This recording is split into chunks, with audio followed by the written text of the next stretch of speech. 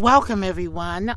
This is Deanne Burley, and we're launching a brand new program on with this wonderful lady. She is a former retired federal EEOC judge, and she is going to be hosting a program now every Thursday.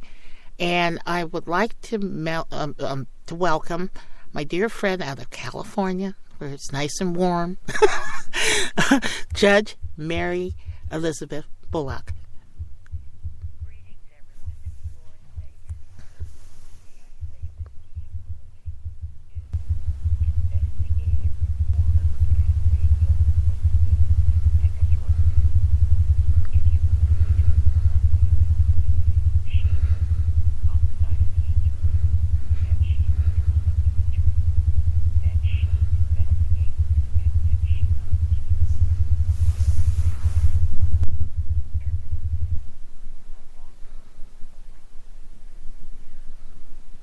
Wow.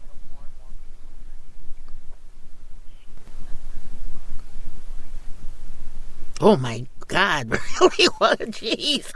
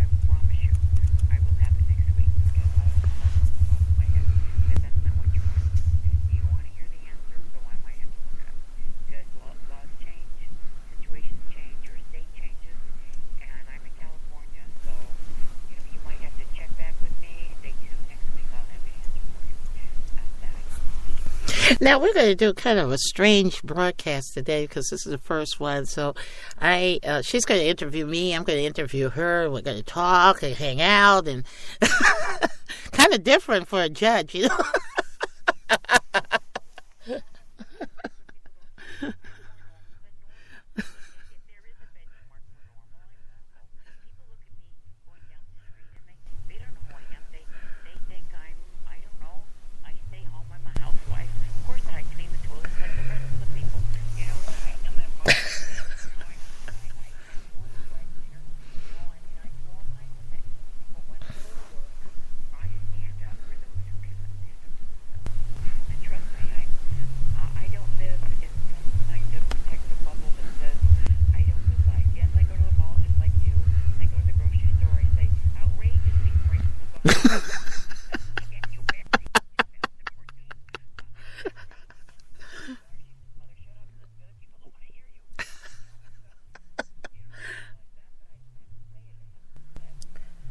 But that's wonderful, that, because people need to hear the human side of a judge. We go to the bench and we look up and we see some, especially federal court.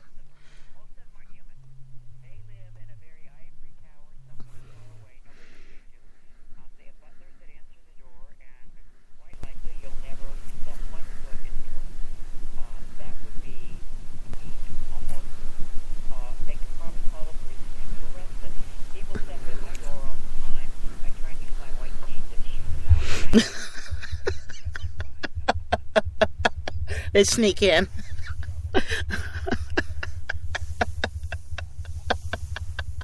Now let's talk about federal. Now you worked in the EEOC, and people don't understand.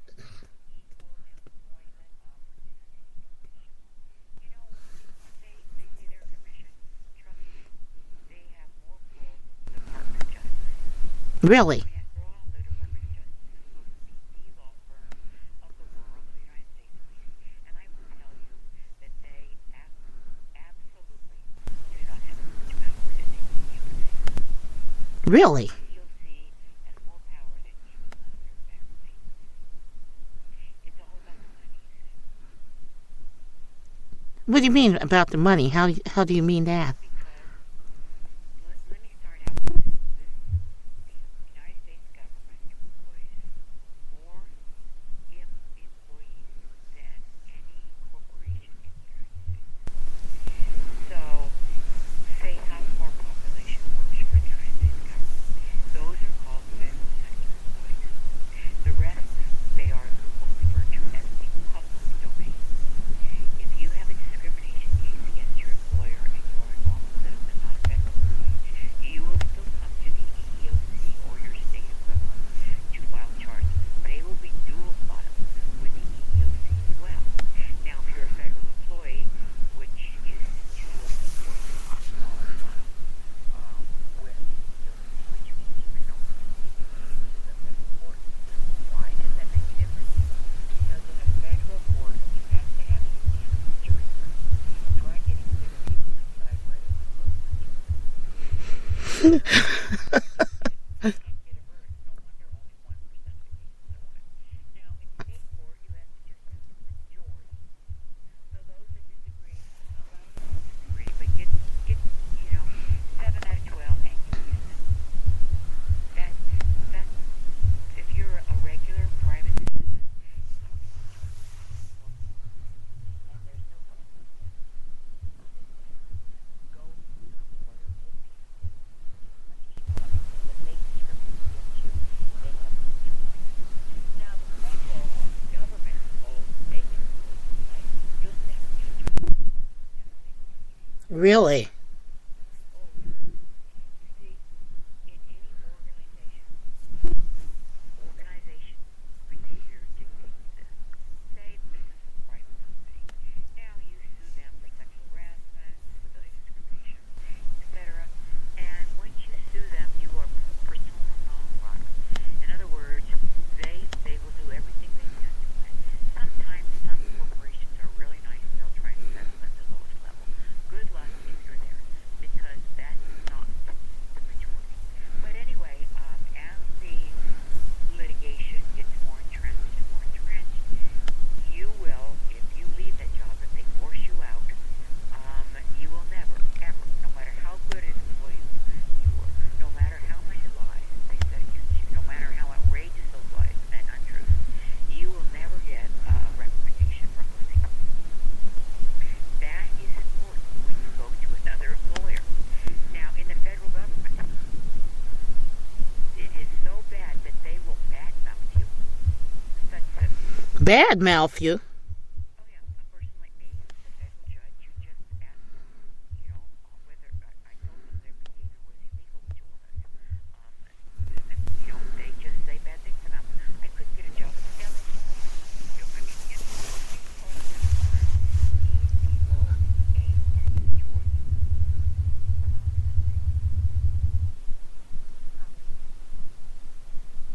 So in your case, what happened that they decided to go after you? You're a judge. That's Well, I would think that judges are free, through the Constitution, to not have people interfere, colleagues or your superiors, interfere with decision making after you had a hearing. Now,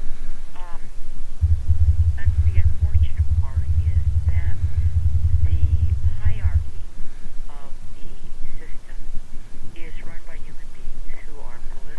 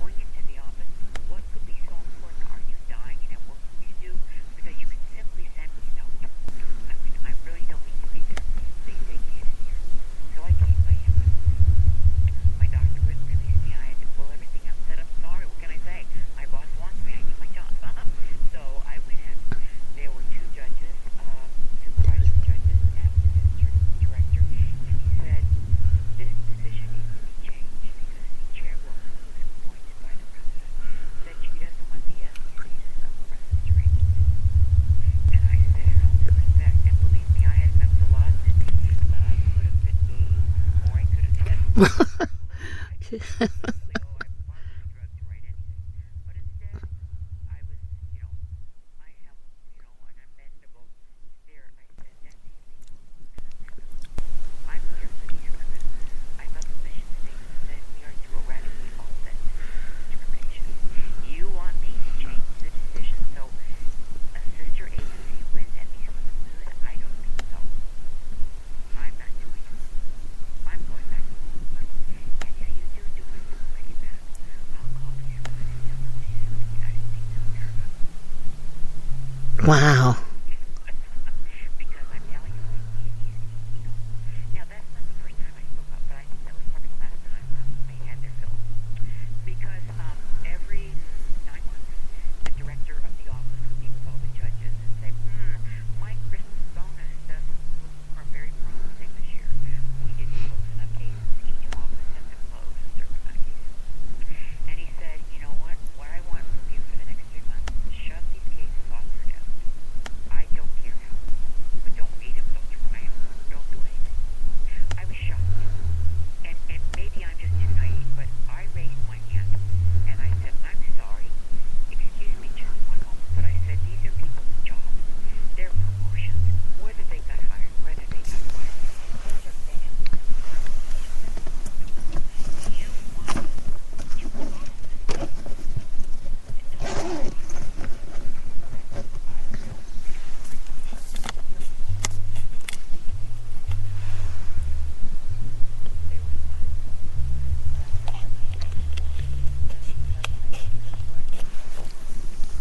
But no, it's okay. No, that's not one of them. You'll know.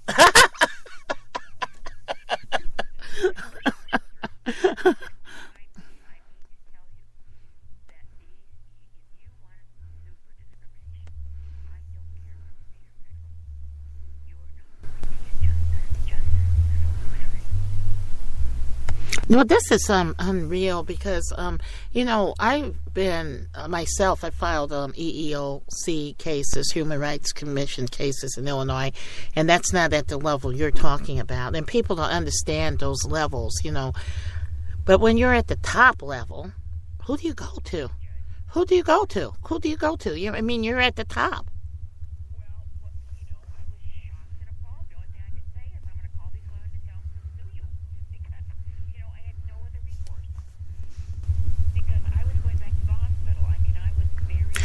But they discriminated against you, and the thing I can't believe is that you had a doctor that said you could not be removed out of the hospital, and they still, under threat of your life, had you come in there to reverse the decision. And the thing is that is all against the law, the laws that they swore oath to office to. And the thing is that people need to know what's going on. How much, the regular public that's going in there. If you're being... It's... 1 second, do not be in denial to think that you are going to get a fair shot with the government ever. If you did lose your house, which most people did, that should have been your first wake-up call. Because these bankers didn't go to jail. These people didn't go to jail.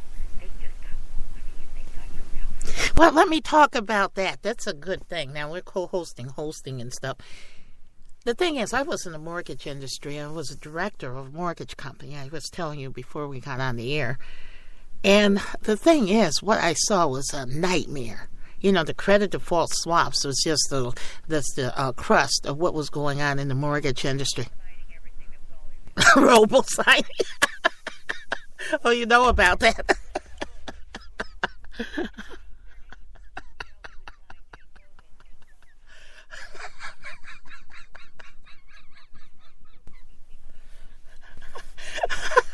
Well, I had a pipeline, and this guy came in, and I got a call on. I started breaking out in whelps all over my body when I was in the industry. It was just crazy.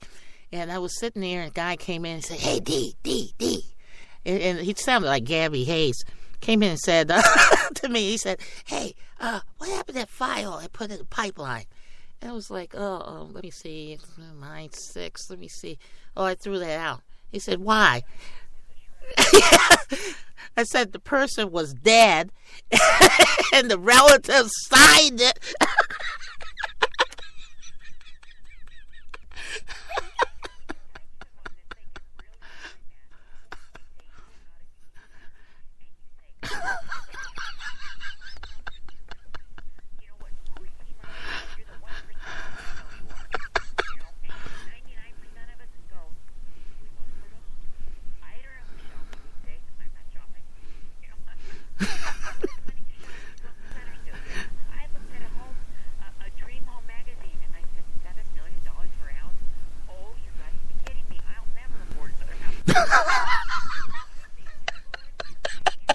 Struggle.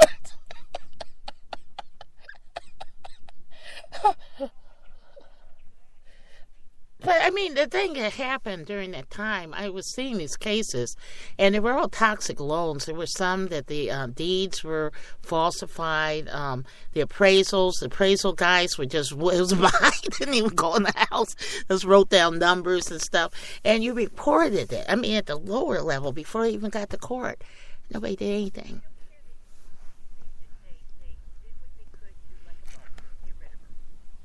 But then when you report it and it goes into the system, and then some people were, like you said, they get in a situation where it was a bunch of people. I remember when AmeriQuest was discriminating against a whole, I think it was the Latino population. I think it was around the late... I guess not. So how did those cases get to the point in the courts that they were recognizing the folks that actually committed the fraud and forced them to pay the money back to the consumer?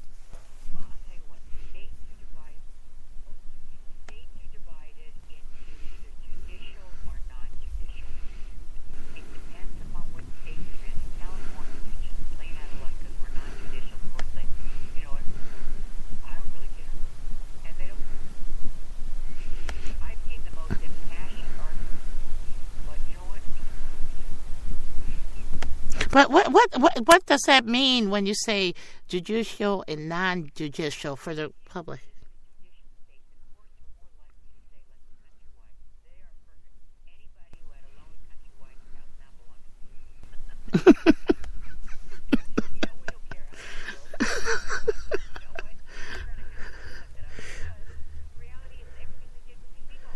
Yeah, that's true.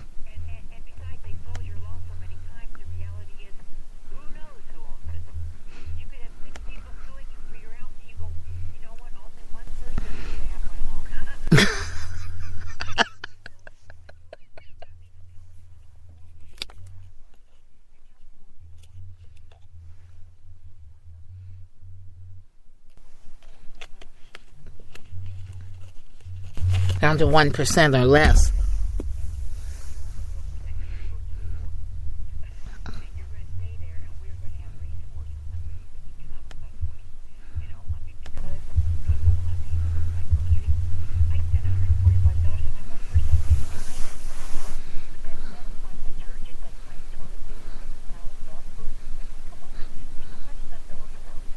But then we have these people that are in these parties coming out and touting the poor have too much money. They're economically destroying this country because they need food stamps or they need help, and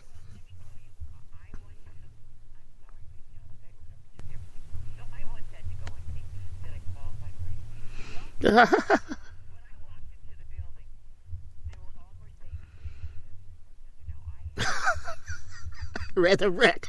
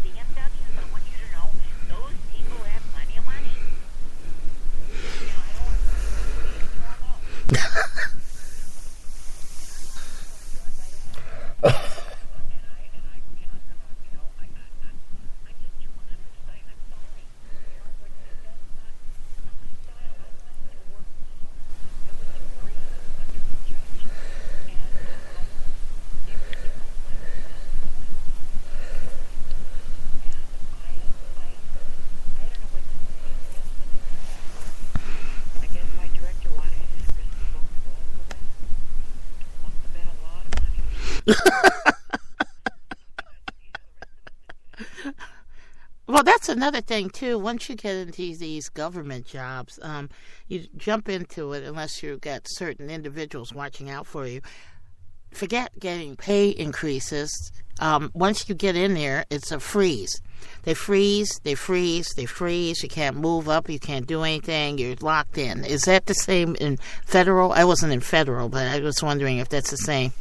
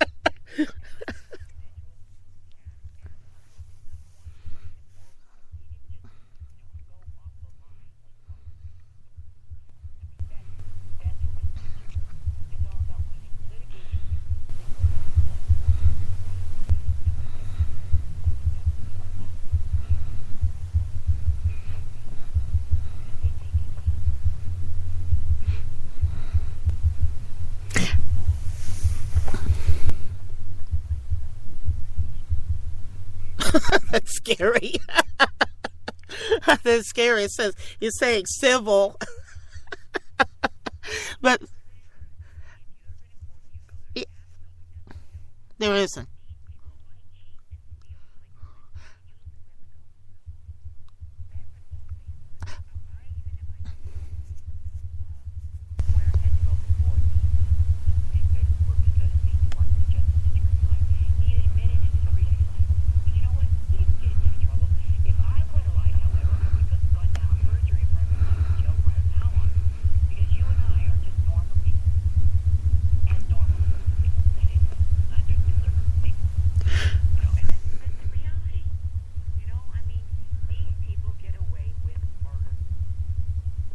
Well, the thing is that too, we're looking at a situation. Talk about how they fight in these courts. It is totally uncivil.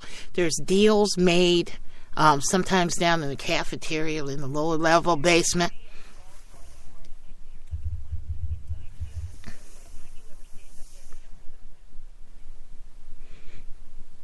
And the thing is, and even let me ask you too about workman's comp. You know about workman's comp. Had you been involved with that? What is your opinion of that?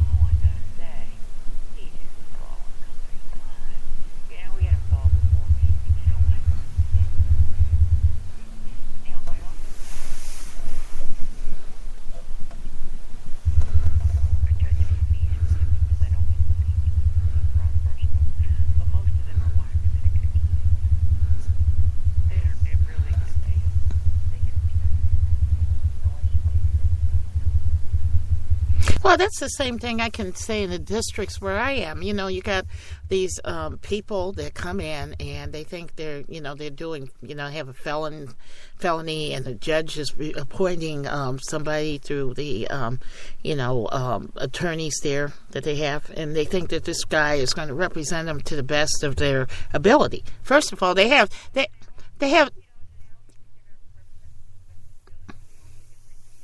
Yeah, and they don't have the money in budget to actually do a forensic investigation. They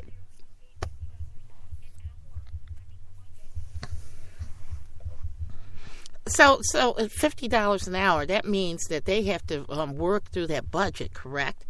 They don't get additional money, or they get additional money for the cases.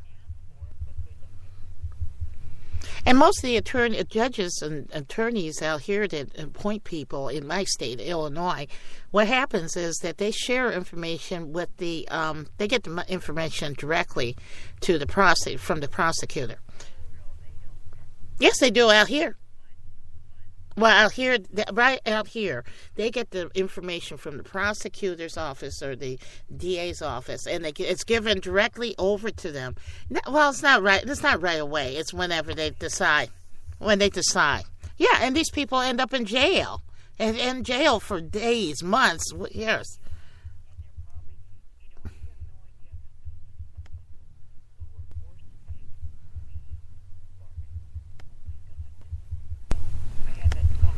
Oh, okay.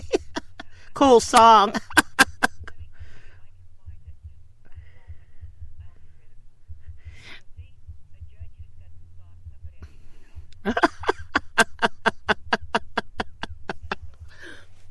Okay.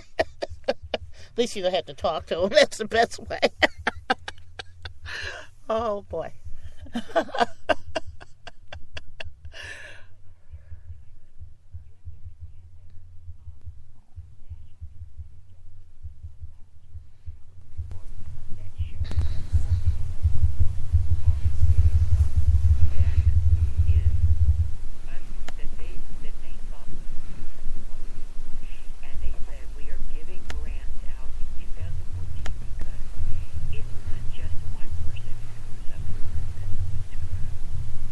Well, the worst thing is if they're in a state where they are in a felony or a situation where they're jailed for a murder case that they did not do, and they get executed. There's people that have been executed, folks.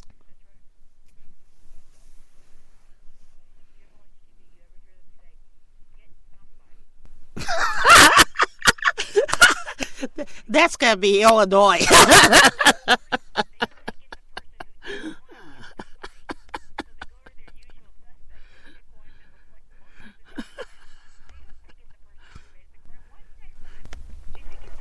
Because it's too tough for them to do a forensic investigation. They have